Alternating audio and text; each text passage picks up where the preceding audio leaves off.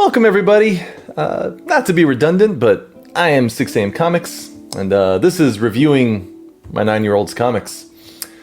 Over the, 4 months I've been doing this, we've gone over a number of creations by my son Nolan.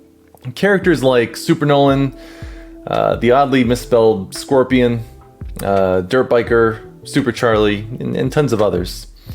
But I think one hero in particular has risen above the ranks to become Nolan's and fans of this channel's favorite, and that is of course the Black Widow. And just every time I say the name, I can just feel Disney's lawyers breathing down my neck. In any case, recently we reviewed 2 issues from Nolan's reboot of the character, the spectacular Black Widow, but I think I jumped the gun a little bit when I moved on to that series, mainly because there was one more comic in the original series which I never got around to reviewing. What comic, you say? Well, I'm glad you asked. It is The Black Widow and the Tank of Torture. Shall we? As we do, let's start with the overall presentation. This comic is beautifully laid out with a classic triple staple floppy format, typical of Nolan's style. On the cover, we see Black Widow locked in a fierce battle with our weekly antagonist, Tank, a massive, enraged figure who definitely isn't the Red Hulk. One thing I love about Nolan's work is his fearless use of over-the-top exaggeration, an art form which has been lost, to a detriment, over the years in mainstream comics. Tank's sheer size alone is intimidating, but Nolan goes further by highlighting his muscular physique in intricate detail. His arms aren't just muscular, they're a complex network of bulging biceps, triceps, abs, and even pecs.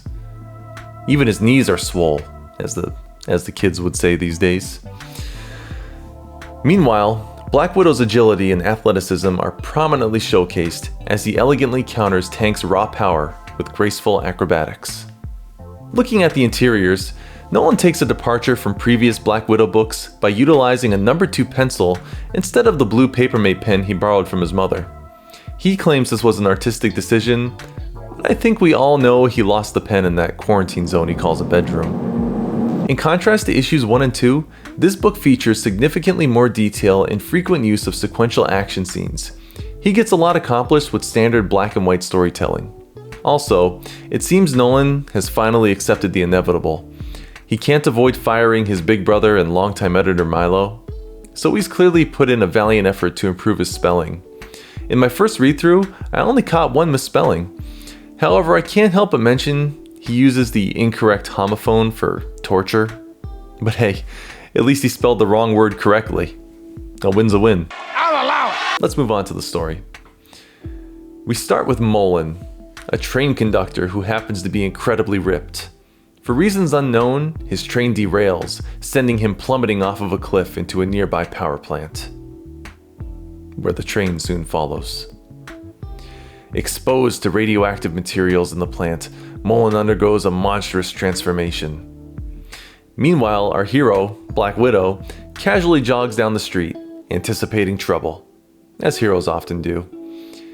Yet much to his disliking, trouble finds him as Nolan's shadow looms over Black Widow. In a departure from hero norms, Black Widow's fight-or-flight response kicks in, and he opts for flight. He runs, and runs, and runs some more, until suddenly he realizes something is terribly wrong. Glancing back, he sees Nolan furiously tapping a button on his remote control, and Black Widow realizes he's been running in slow motion all along. Yes, sir. Tank is full of surprises. I guess Nolan goes by Tank now. Tank hits the off button on his remote. Okay, it wasn't just me that noticed the name change was just kind of came out of nowhere. Okay. And Black Widow disappears. Poof! And reappears in torture. Yep, there's that homophone again. Suddenly, the massive fist of the Tank slams down on Black Widow's back. Our hero is damaged, but is seemingly more concerned with the rips in his suit. He rises and analyzes his new opponent, discovering he has given up on the remote control and moved on to a new gadget, the Killer Claws 3000. TM. Hey, his costume's all better now too. Tank aims his new weapon at Black Widow and bellows out an evil laugh. The Killer Claw 3000 launches a series of spikes at our hero, who masterfully dodges the first two, but is clipped by the third. I feel like I've seen this before. He dodges yet another spike, and it is sent flying into the side of a tree. So athletic. Tank winds up for another lethal attack. Our hero trembles. Pow! But wait! Black Widow quickly dodges the attack and in ninja-like fashion appears behind the confused Tank and giggles. With Tank's back turned to our hero, Black Widow stabs him with a readily available antidote and pushes those sweet healing juices inside the monstrosity, reverting him back to his human form. Black Widow recognizes the former train conductor and inquires if he is in fact Nolan. However, Nolan replies with a bunch of gibberish, the effects of the transformations having taken a toll on his mind. As a good hero does, Black Widow dials 911, and on our final page, we see an ambulance arrive to bring our brain-damaged conductor to the hospital. And they all lived happily ever after. The end. I said the end! Down at the bottom of the page, we're given a hint that the next issue will feature a new improvement, an upgrade if you will. It's unclear if this was a reference to an idea which was later scrapped in favor of the Spectacular Black Widow reboot, or if this was a direct reference to the reboot itself. However you interpret it, this concludes the original run of one of Nolan's most popular characters, the Black Widow. There's a lot to unpack after reading through this issue. Tank stands out among Nolan's many villains. He's a colossal, immensely strong figure, yet his methods of attack rarely rely on physical force. Rather, we see him utilizing some very mysterious technology that we can only assume was a result of the train's technology being mutated by the power plant as well. Was the train itself some kind of advanced classified technology? Why was its conductor so unusually muscular even before the accident?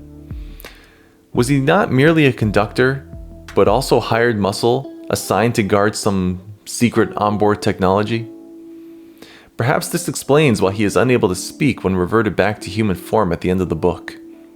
Maybe he was never able to speak in the first place, so that he could never reveal the secrets of that mysterious train. I think there's a lot more to Nolan, or Tank, than we're led to believe. Tank isn't the only character worth analyzing. How about our main hero, the Black Widow? Early on, we find him jogging down the street, eagerly anticipating trouble. It's a powerful analogy for how we should face life itself. We're aware that challenges lie ahead, but we shouldn't let them overshadow our journey. We could all learn from the Black Widow, embracing life with a smile, staying positive, no matter what. It's so profound for such a young author. Nolan portrays Black Widow's heroism and vulnerability with depth. Despite aspiring to be a hero, when faced with the mutated Tank, Black Widow's initial reaction is flight rather than fight. He's learning, and perhaps still recovering from the physical toll his battle with the Molder took on his body. Initially driven by instinct to flee, circumstances force him to face Tank head-on. Through cleverness, he outsmarts the muscle-bound mutant, and even arranges for medical assistance after defeating him. And where do we leave our hero? Living happily ever after, fighting crime. It feels like the completion of the hero's journey. Even if Nolan had intentions to continue the original series, this feels like the perfect place to conclude it. It provides a fitting end to the Black Widow story, a young vigilante striving to establish himself, who, after numerous challenges, ultimately discovers fulfillment and purpose in his heroic mission. Beautiful.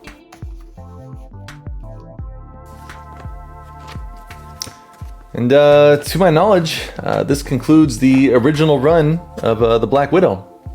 After completing this comic, Nolan decided he wanted to take this masked vigilante in a darker, less humorous direction, with an emphasis on character development and more cerebral storylines. This obviously led to the Spectacular Black Widow series, which we've already reviewed issues 1 and 2 of, And there's 2 additional issues which we'll review at a later time.